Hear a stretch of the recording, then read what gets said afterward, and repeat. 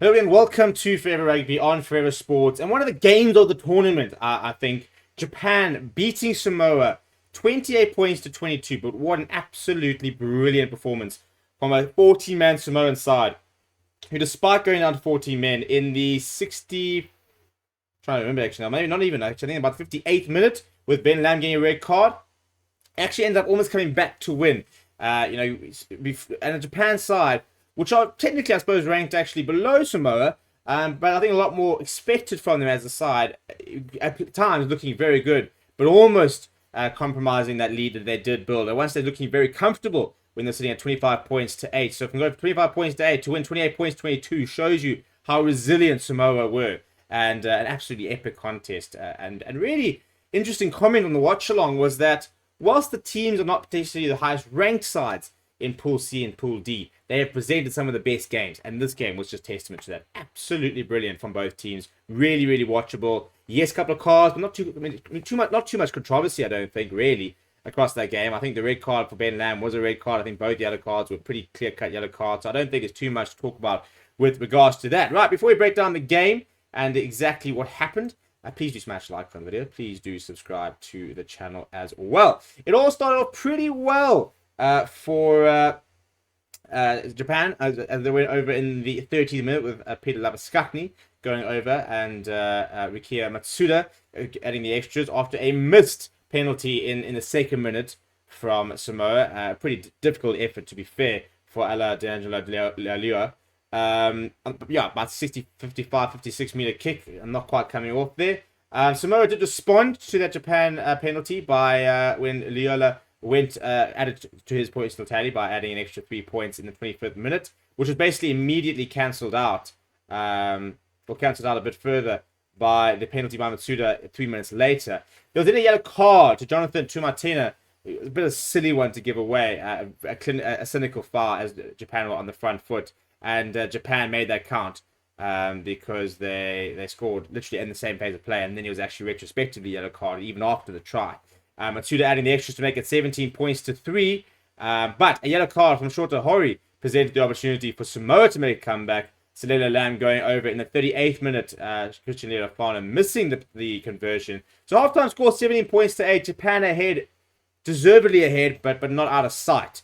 Ben Lam getting the red card, in the 47th minute, by the way. A yellow card, then upgraded to a red card. Terrible tackle on Peter Labaskakni, who thankfully did return after an HIA assessment. Samoa having to play 33 minutes with 14 men. Kazuki Himino went over in the 49th minute to make it 22 points to 8 before a late penalty in the 56th minute, or later penalty rather, saw Matsuda make it 25 points to 8. Now at that stage you're thinking, right, one more try as a bonus point. Japan should have this in the bag, but not so. Duncan Paiaua, who I thought was absolutely phenomenal today, the fullback, he went over in the 65th minute, Leofano adding the extras to make it 25 points to 15. It showed you that Japan were nervous when they took a penalty in the 75th minute, which proved to be very important to make it 28 points to 15.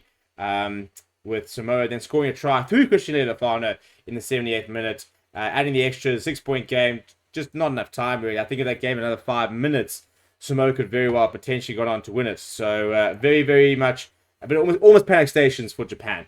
But they did get over there in the end. If you look at some of the stats, in the territory, the last 10 minutes, a lot of it in the Japanese half. For the whole game though, mostly possession actually was in the form of Samoa. Same in the first half. I mean, they had 62% possession in the first half, but that Japanese counter-attack is so good. If you look at the meters carried, for example, Samoa with more runs, more carries over the gain line, more passes, more defenders beaten, more offloads, more mauls won, 111 rucks won. They played more of the rugby. They had more of the ball. Japan are so accurate when they get a chance.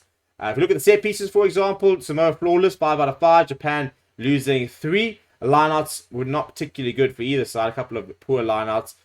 Both teams getting line steals. Discipline-wise, Samoa conceding 12 penalties, 2 cards, a red and a yellow. Japan 1 yellow card and 10 penalties. Defense-wise, also not great. 75%, 77%. Both teams missing quite a few tackles.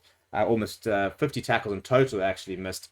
In terms of the kicks from hand, 22 from Japan. They did kick a lot more. But not by much, to be honest. And then if we look at some of the stats, for example, Matsuda, 13 points. Michael Leach with 18 tackles. Absolutely brilliant game from him. I thought he was phenomenal. And then for me, the man of the match, Lamano Lemeki, fullback for Japan, was just absolutely everywhere. Just a privilege to really watch him play tonight. Offloads, Duncan Powell, as I said, the two fullbacks were having a good time there. And Tamua Manu had 10 successful gain line carries, a proper performance from him as well. So yeah, in terms of some of the better players, I thought that Peter Labuskakni was pretty industrious. I thought that on defense, Michael Leach and their loose trio really for Japan are something quite special, to be honest. I think that they completed almost 50 tackles between the three players.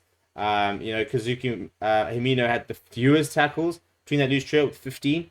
So a big defensive effort was needed by Japan, and those three just head and shoulders above the rest. But I mean, Michael Leach, I think he was the sixth best ball carrier, making 43 meters. One defender beaten, a clean break, also completing 18 tackles. So between him and Lemeki, for me, my two sort of players of the game.